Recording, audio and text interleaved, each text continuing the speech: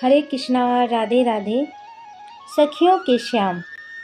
प्रसंग उद्धव संदेश। क्या क्या कहते हो उद्धव? यह संदेश श्याम सुंदर ने हमारे लिए भेजा है। सखी, संभवतः ये कहीं अन्य स्थान पर जाते जाते इधर ब्रिज में पथ भूलकर आ गए लगता है, अन्यथा यहाँ कौन योग भोग की बात जानता समझता है भला। इंदुलेखा जीजी ने कहा, अरे बहन, ना हो कि पहले बहुत से साधु बाबा जमुना किनारे आकर बसते थे ना, उन्हीं के लिए यह संदेश होगा। उद्धव बेचारे बैराग्य गए, बौरा गए, शीघ्रता में संदेश ले दौड़ पड़े। किसको क्या कहना यह ना समझ पाए। किंतु अब इस संदेश का क्या होगा बहन? बाबा लोग तो अब टिकते नहीं, आते तो हैं पर कोई एक आध दिन में ही मथुरा की ओर मुंह उठाए चल पड़ते हैं। यह संदेश किसे जाकर सुनाए उद्धव? चित्रा की बात सुन रमा बोली, संभव हो कि महर्षि साडल्य के आश्रम में इधर कोई योगी आए हों। हमारे श्यामाजू तो सभी विद्याओं में पारंगत हैं। जब उद्धव ब्रज जा ही रहे हैं तो उन योगी राज के लिए भी कोई संदेश पठाया दिया। ए प्रिया, इन्हें तनिक महर्षि के आश्रम का पथ दिखा दें, जाकर कह आएं। किंतु सखी, हमारे लिए श्याम सुंदर ने जो संदेशा पठाया है सो तो सुन लो। कहीं ऐसा ना हो कि जैसे इस दौड़ा दौड़ी में उद्धव साधु बाबा को सुनाना था वह हमें सुना गए और हमें सुनाने वाला संदेश उन जटाधारियों को सुनाए। चंद्रा जी की बात सुन सबकी हंसी छूट पड़ी। उद्धवजू, फिर तो उनकी जो गत बनेगी सो बनेगी, पर जोगी सर बेचारे मुंह फाड़े तुम्हारे शून्य काश को घूरते घूरते कहीं चिमटा उठाए तुम्ही को ध्यान धराने, आसन लगवाने में ना पिल पड़ें। अतः दूसरों जो संदेह है काऊ बाबा जोगी को ऋषि मुनियों को दियो होए सो हमें सुनाए दो, और अपनी वह योग की गठरी मुठरी उठाए के उनको थमा आओ। अरे भाग्यवानों, पहले या की सुन तो लो। आधे तो पहले से बौराए लगते हैं और तुम हम सब मिली के याई और बौराए दोगी। विशाखा जीजी की बात सुन सब चुप होकर उद्धव के समीप सिमट आईं। सुनने को आतुर होकर सब उनका मुख निहारने लगीं। उद्धव जैसे मानो कुछ समझ न पा रहे हों, कभी इधर कभी उधर और कभी हम लोगों की ओर देखें। कहा बात है उद्धवजू, तुम निसंक कह के श्याम सुंदर को संदेशा कहो। सोचाने की काऊ बात नाए। ललता जू बोली, मैं यह संदेश किसी ऋषि मुनि के लिए नहीं, तुम ही सबके लिए लाया हूँ। यह समस्त चराचर जगत निराकार चेतन तत्व से व्याप्त है। जो दृश्य गति अथवा परिवर्तन और वैचित्र्य दिखाई देता है सो सब सतोगुण रजोगुण और तमोगुण इन त्रिगुणों में क्षोभ के कारण, इन्हीं त्रिगुणों से उत्पन्न पंचभूतों से प्राणियों की देह उत्पन्न हुई है। जीव अपने स्वरूप को ना समझ पाने के कारण ही मेरा तेरा करके सुख दुख अनुभव करता है। कुछ समय मेरुदंड सीधा रखकर आसन लगाकर अभ्यास किया जाए तो मन एकाग्र होने पर हृदय गुफा में स्थित चैतन्य अथवा अपना स्वरूप प्रकाशित हो उठता है। ज्ञान हो जाने के पश्चात केवल एक निराकार ईश्वर तत्व ही बचता है। भिन्नता का आभास समाप्त हो जाता है। यह जो हाथ पैर बोल चाल व्यवहार हमें जान पड़ते हैं या दिखाई पड़ते हैं सो मात्र अज्ञान के कारण। इसलिए हे गोपियों, परब्रह्म परमात्मा श्री कृष्ण चंद्र का आदेश है कि मन को एकाग्र करके अपने स्वरूप में स्थित हो जाओ। और अरे बहनों, यह ऊधव महाराज तो सचमुच ही बौराए गयो है। यह अपने श्याम सुंदर को कहा कहे है पर ब्रह्म परमात्मा श्री कृष्णचंद्र। बाप रे बाबा, कहो तो ऐसो सूखो रूखो और कठोर संदेश भला श्याम सुंदर को है, हो सके है भला। यह परब्रह्म श्री कृष्ण निश्चय ही को और है।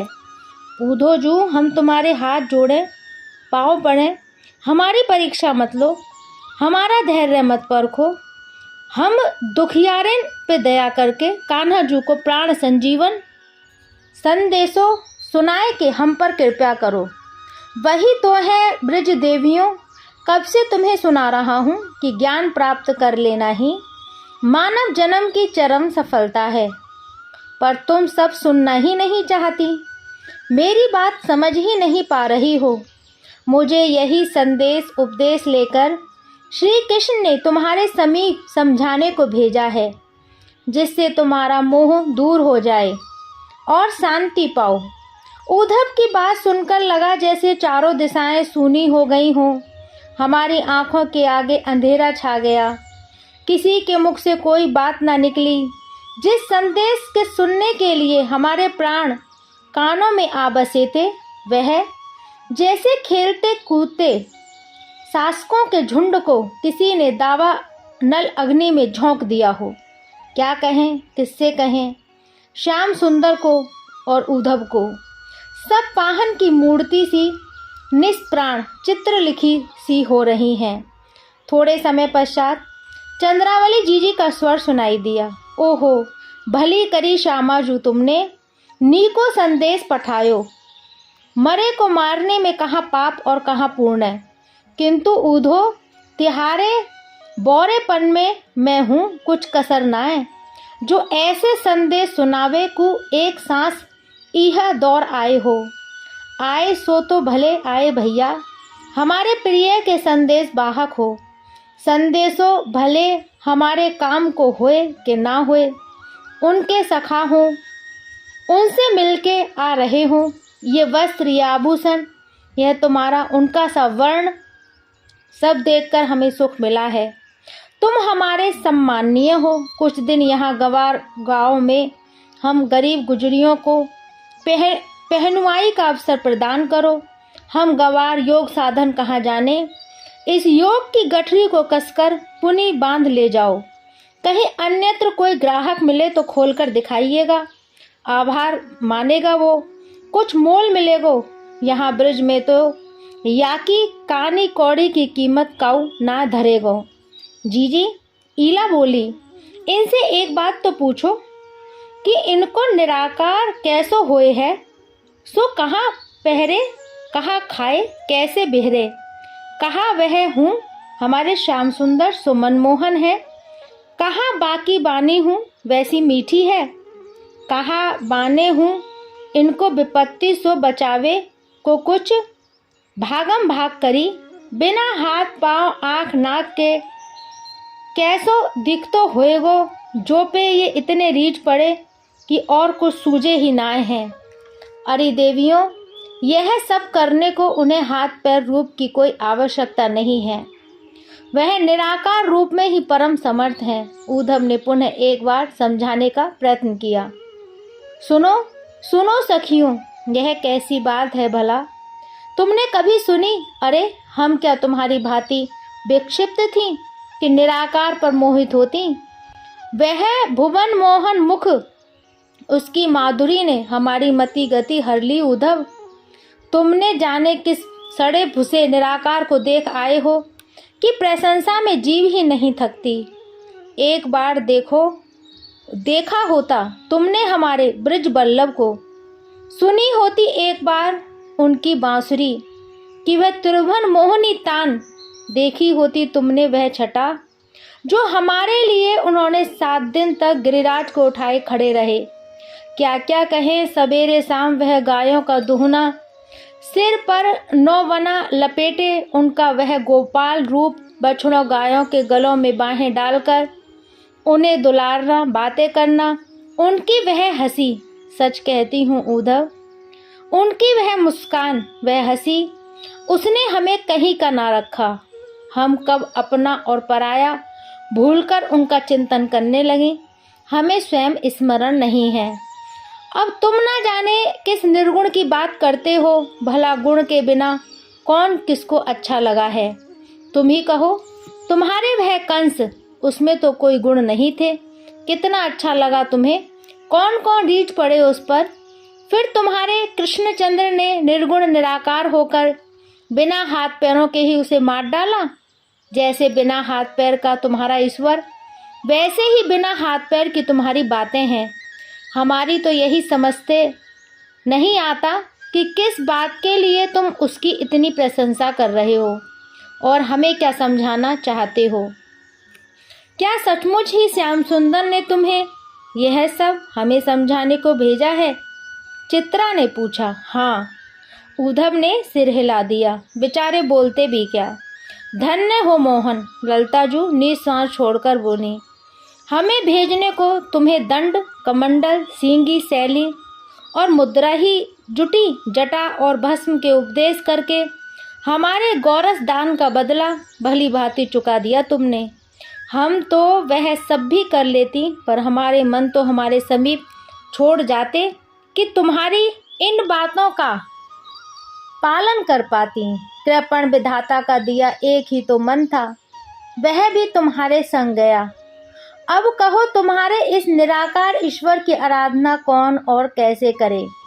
हमारी आँखों से, सांसों से, मन से क्षण भर भी तो तुम टलते नहीं, तब उस निराकार की बात कैसे सोचें?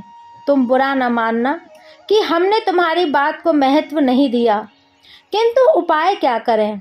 इससे तो यही ठीक होता है कि पहले इस निराकार को मन में ठूस लेने के पश्चात ही हम तुम्हारे दर्शन पाती। पर तब हम क्या जानती थी कि एक दिन ऐसा भी आएगा कि तुम अपनी रूप माधुरी के स्थान पर कोई निराकार भेजोगे, जिसे चारों दिशाओं में आंखें फाड़ फाड़ कर देखने पर भी हम देख नहीं पाती। हमारे साथ बोलने, खेलने और खाने, विविध लीलाएं करने के स्थान पर मेरुदंड सीधा करवाकर नासाग्रह को देखने का व्यायाम करने को कहोगे। व्यायाम भी हम कर लें, पर तुमसे मन हटे तो जिधर दृष्टि जाती है तुम ही दिखाई देते हो।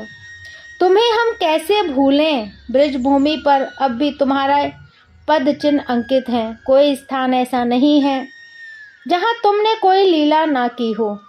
हम कहाँ जाएं जिधर दृष्टि उठती है तुम्हारी लीला स्मृतियों की रेलम पेल मच जाती है। हम तुम्हारी किंकरियाँ हैं, हम पर कृपा करो। यह ईश्वर हमारे बस का नहीं है, हम क्या करें? अरे ललते, क्यों दुख करती है बहन? चंद्रा जी बोली। जो पीड़ा को प्रतिपल उफनती पीड़ा को ही हमारा भाग्य बनाकर भाग छूटा है, उसे कैसी दया और माया। पहले से मन नहीं भरा था कि यह एक प्रहार और कर दिया। क्यों दुखी होती हो? जब उसका कार्य हमारे बिना आराम से चल रहा है तो हमारा भी चल जाएगा। ऐसे कुटिल को याद करने का काम क्या है? अरे स्वयं ही बैठ गए होते ना समाधि लगाए के, या फिर अपने मामा को ही लगवाई दी होती। अरे ऊधोजू, आप तो योग के पूरे पंडित जान पड़ते हैं।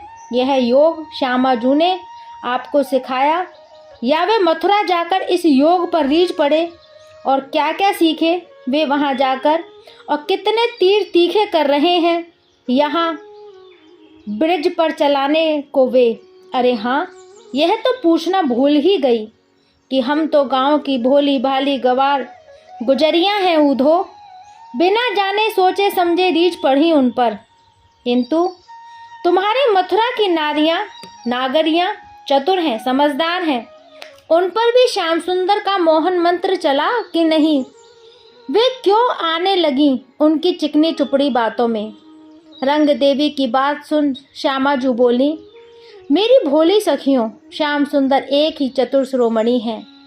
किसी को लुभाने को उनकी एक चेष्टा ही बहुत है। फिर जो कोई उनका रूप देख ले, हंसी देख ले, बात सुन ले, उनकी चाल, उनकी वह अनियारे द्रगों की लाल डोरों से सुसज्जित दृष्टि देख ले तो फिर त्रिभुवन में कौन है जो आपा न भूल जाए। बेचारी मथुरा वासियाँ भी हमारी ही भांति जाल में फंसी मीन सी छटपटाती होंगी। कौन जाने बहन, वह ठहरी चतुरा, हमारे नंद नंदन को ही उन्होंने अपने प्रेम पास में समेट लिया होगा। लाख छूटने का उपाय करने पर भी छूट ना पाते होंगे तो निराश होकर हमसे पीछा छुड़ाने को यह जोग की कठरिया ऊधोजू के माथे धरकर पठाए दी कि अब आशा छोड़कर सबकी सब भस्म जटा बलकर धारण कर अलख जगाओ। ऊधोजू तुम्हारी बा मथुरा में सब कारे ही कारे बसे का, एक तुम्हारो वो आयो श्री कृष्ण चंद्र कारण को सरताज। हमने बापर सर्वस्व न्यौछावर कर दीनो, खा पीकर कोटिक उधम मचा, बलवान बना के नंद नंदन ते वासुदेव देव की नंदन बनाकर हमारो सब समेट कर चल तो भयो। एक वो अक्रूर आयो, जाने कौन ने बाको नाम अक्रूर धर्यो, मीठो मीठो बोलकर हंस हंस कर हमारी आंखें हूँ निकाल ले गयो। और एक तुम पधारे, बाई कारे के परम सखा, स्वयं हुकारे, उपदेश की खेप भरी के, हमारी हितु बनी के, अपनों बड़ज फैलाए के, प्रेम त्यागी के बैरागन है जाओ। वहाँ महाराज वहाँ। ईला ने कोहनियों तक हाथ जोड़े। हम बाज आई, अपना व्यापार समेटो, और धन्य धन्य आप सब मथुरावासी, और धन्य आपकी वा काजर की कोठरी मथुरा, जामे ते जो निकसो सोई कारो। गोपियाँ बोली, हमारो तो वो ही श्याम सुंदर हमारे लिए बहुत है। और गोपियाँ सब गा उठी, ऊधो कृष्ण हमारे चोर, घर घर से नवनीत चुराए, नाम पड़ा माखन चोर। प्रथम मिलन में चित चुराए, नाम पड़ा चित चोर। हे ऊधो कृष्ण हमारे चोर, गोपिन वस्त्र कदम ले बैठे, श्याम भये पट चोर। पाप चुरावत शरणागत के, श्याम नहीं धन चोर। हे ऊधो कृष्ण हमारे चोर। गोपियों ने अपना संदेशा सुना दिया और उद्धव की एक भी बात नहीं मानी। यहीं विश्राम होता है। हरे कृष्णा, राधे राधे।